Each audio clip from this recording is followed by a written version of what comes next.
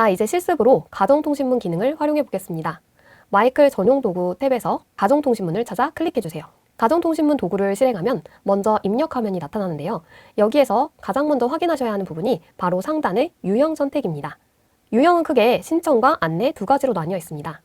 먼저 신청 유형은 체험학습 신청서처럼 학부모나 학생이 내용을 작성해 다시 제출해야 하는 경우에 활용하시면 되고요. 안내 유형은 별도의 제출 없이 공지사항만 전달할 때 사용하는 형식이라고 생각하시면 됩니다. 그 아래에는 제목, 인사말, 핵심 전달사항 등을 차례대로 입력해 주시면 됩니다. 그리고 만약 신청서 안에 학생이나 학부모의 개인정보를 입력받는 항목이 있다면 개인정보 제공 동의 포함 여부 항목도 꼭 함께 체크해 주세요. 자, 그럼 이제 직접 가정통신문을 만들어 보겠습니다. 현장체험학습 가정통신문을 만들어 볼까요? 현장체험학습은 신청서를 함께 받아야 하기 때문에 유형은 신청으로 선택해 주시면 되겠죠? 그리고 아래와 같이 예시 내용을 간단하게 입력해 보겠습니다. 제목은 5월 현장체험학습 안내라고 입력해 주세요. 인사말에는 5월 인사말이라고 짧게 입력해 주세요. 그리고 전달사항에는 행사의 중요한 정보들을 입력하시면 되는데요. 예를 들면 일시, 장소, 준비물, 그리고 기타 등등이 있습니다. 저는 이렇게 일시와 장소, 준비물을 입력해 보도록 하겠습니다. 그리고 개인정보 제공은 신청서이기 때문에 포함으로 눌러보도록 하겠습니다. 기타 사항은 없음으로 빈칸으로 두도록 하겠습니다. 이렇게 입력하고 자동 생성 버튼을 눌러보겠습니다. 보시는 것처럼 세부 문장을 길게 작성하지 않아도 핵심 키워드만 입력하면 마이클 AI가 학교 공문 형식에 맞춰 자연스럽게 초안을 구성해 줍니다. 특히 인사말이나 안내 문구처럼 매번 표현을 고민해야 했던 부분들도 훨씬 빠르게 정리할 수 있다는 장점이 있습니다. 다음은 선생님들의 영원한 숙제라고 할 수 있는 내부 계획서 작성 기능입니다. 학교 행사를 준비하다 보면 추진 목적부터 운영 방침, 세부 계획까지 논리적으로 정리해야 할 내용이 정말 많죠. 여기에서는 내부 계획서 작성 에이전트를 활용해 보겠습니다. 이 기능은 학교 현장에서 자주 사용하는 계획서 형식을 기반으로 계획서 초안을 보다 체계적으로 작성할 수 있도록 도와주는 도구입니다. 특히 추진 근거, 추진 목표, 운영 방향, 세부 추진 계획처럼 계획서에 자주 들어가는 항목들을 구조화해서 정리해주기 때문에 업무 시간을 줄이는 데 도움이 됩니다. 또한 교육청 공문 파일을 첨부하거나 내용을 붙여넣으면 해당 내용을 참고해서 추진 근거와 세부 내용 구성에 함께 반영해줍니다. 사용 방법도 어렵지 않은데요. 함께 만들어 보실까요? AI 업무 도구 중에 내부 계획서를 눌러줍니다. 먼저 제목을 입력해 주시고요. 교육청 공문이 있다면 한글, PDF, 독스 파일 형태로 첨부하거나 필요한 내용을 복사해서 텍스트 칸에 붙여 넣어주세요. 그리고 추가 요청 사항에 해당 행사 내용을 함께 입력해 주시면 됩니다.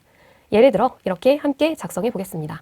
제목은 2026학년도 학교폭력 예방교육 주간 행사 운영 계획이라고 입력해 보겠습니다. 그리고 교육청 공문 내용에는 2026학년도 학교폭력 예방활동 활성화 계획 관련 내용을 첨부하거나 붙여 넣어주세요.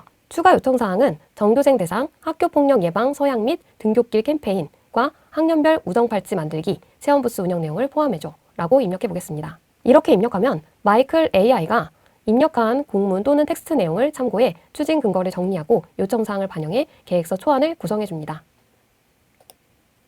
추진 근거부터 추진 목표, 기본 방향, 세부 추진 계획까지 그리고 마지막으로 기대 효과까지 모두 나온 것을 확인하실 수 있습니다. 선생님께서는 마이클 AI가 만든 기본 틀 위에 우리 학교 상황과 세부 내용만 살짝 추가해 마무리하시면 됩니다. 마지막으로 살펴볼 기능은 활동 계획서입니다. 특히 중학교 선생님들께서는 자유학기제 프로그램을 운영하실 때 성취 기준을 찾고 활동 내용을 차시별로 구성하는 과정이 꽤 많은 시간과 고민이 필요하셨을 텐데요.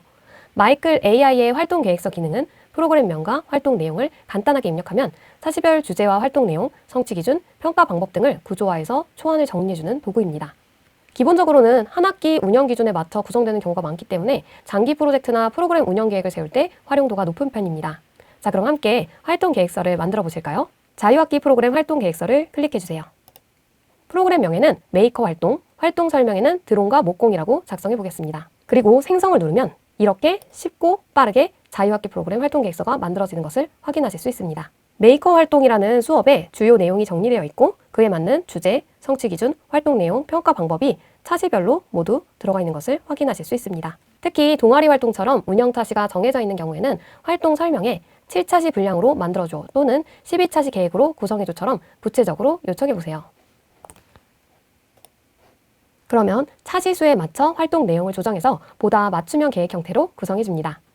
이제는 활동계획서 초안을 처음부터 하나하나 작성하기보다는 마이클 AI의 도움을 받아 기본 틀을 빠르게 구성한 뒤 학교 상황에 맞게 수정 보완하는 방식으로 훨씬 효율적으로 활용하실 수 있겠죠?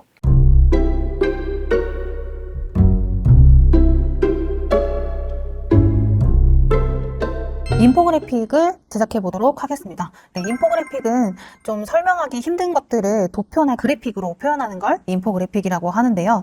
이제 그 예시로 제가 청소년 스마트폰 사용 현황 인포그래픽을 한번 그려보려고 하는데요. 네, 이렇게 인포그래픽은 정확한 내용을 그래프로 표현하는 거기 때문에 이런 정확한 정보는 구글에서 검색을 하시거나 챗GPT나 제미나이 같은 AI로 검색을 하신 뒤에 정확한 정보를 복사해서 붙여넣기 하고 그대로 이미지로 생성해 달라고 하시면 됩니다. 자, 이번에는 청소년 스마트폰 사용 현황 인포그래픽이라는 디자인을 한번 해볼 거예요.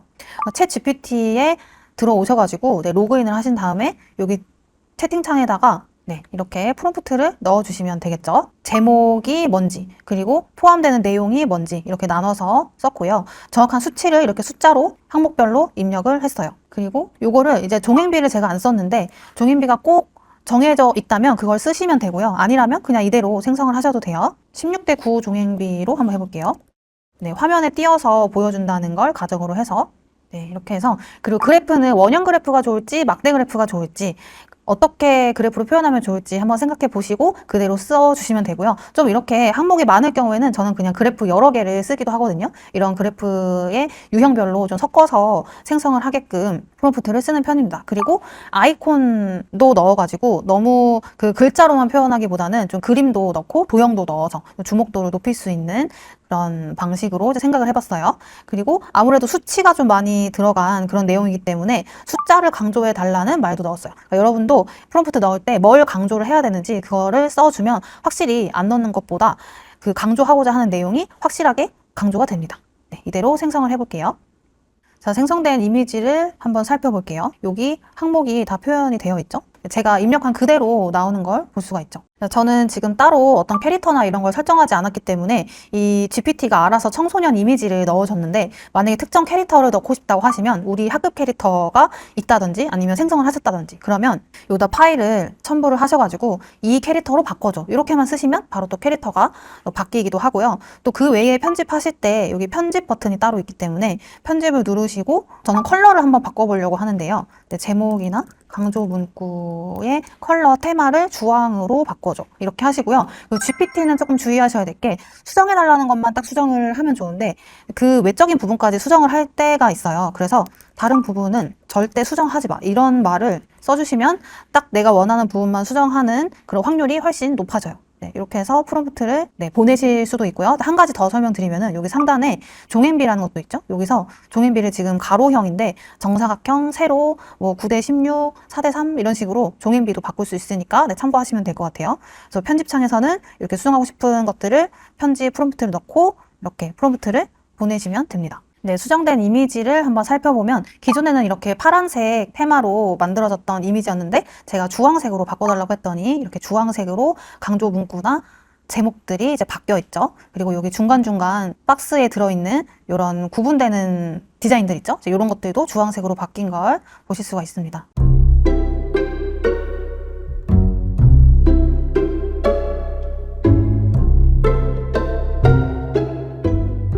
다음으로는 여기 시트에서 선생님들께서 필요한 자료만 보아서 입력할 수 있도록 수정하는 기능입니다. 지금 이 시트를 잘 보시게 되시면 이 시트 안에는 구글 초등학교 정보도 있지만 시트 초등학교의 학교 정보도 함께 섞여 있습니다. 만약 구글 초등학교의 담당자가 다른 학교 거의 정보도 굳이 보여줄 필요 없는데 우리 학교 것만 보여주고 싶은데 라는 생각이 들 수 있는데요. 이때는 필터링을 해서 구글 초등학교만 보이게 만들어 공유하는 것이 가능합니다. 함께 만들어 보시겠습니다. 가장 먼저 구글 초등학교만 나타날 수 있도록 이 표 범위를 드래그해서 필터라는 것을 만들어 주도록 하겠습니다.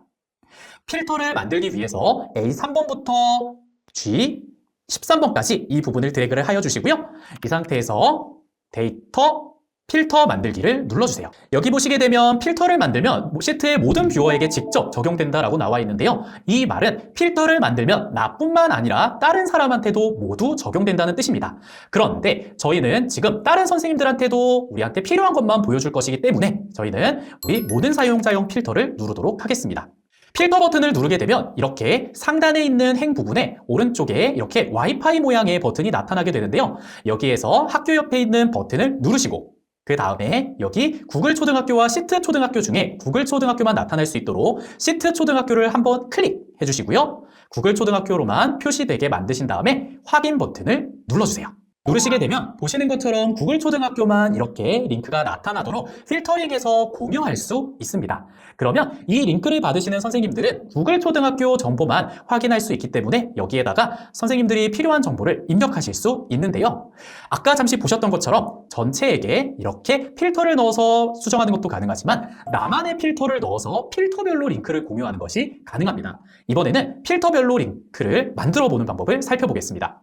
구글 시트는 범위가 제일 중요합니다. 먼저 필터를 넣을 범위 선택을 하여 주시고요. 그 다음에 마찬가지로 데이터 누른 다음에 이번에는 필터 보기 만들기를 누르실 건데요. 필터 보기 만들기는 필터를 여러 개 걸어서 링크를 만들 때 사용합니다. 필터 보기 만들기 클릭 누르시면요. 얘는 위에 연두색이 나타나면서 임시 필터라고 되어 있습니다. 이거는 무슨 뜻이냐? 이 필터는 임시로 이 링크로 들어온 사람한테만 보이는 필터라는 뜻입니다. 자, 예를 들어서 저는 김시트 선생님한테 김시트 선생님 것만 빠르게 보여주고 싶어요. 그러면 제가 이름 클릭해서 모두 지우기, 그 다음에 김시트만 체크를 하고 지우기, 김시트 체크하고 확인 버튼을 눌러볼게요. 자, 이 상태로 확인 버튼을 누르면 김시트 선생님만 이렇게 리스트에 나타나는데요. 이 상태에서 보기 저장 버튼을 눌러주세요. 그러면 필터 1번 나타나게 되는데요. 이 상태에다가 제가 헷갈리니까 필터 김시트라고 하고 저장을 눌러보겠습니다. 이 상태로 필터를 저장하게 되면요. 링크가 바뀌게 되는데요. 어떻게 바뀌었는지 한번 보실게요. 앞부분은 다 똑같은데요. 여기 GID라고 해서 어느 시트를 보여줄 건지는 똑같은데 여기에 FVIT라고 해서 필터의 주소가 입력이 되어 있어서 이제는 아래에 적용된 필터, 임시 필터가 보이게 됩니다. 제가 이 링크를 복사해서 받으신 선생님 입장에서 한번 보여드릴게요. 이 상태에서 컨트롤 V를 누르면 이렇게 김시트 선생님만 필터링이 돼서 한 선생님의 링크만 보이게 공유할 수 있습니다.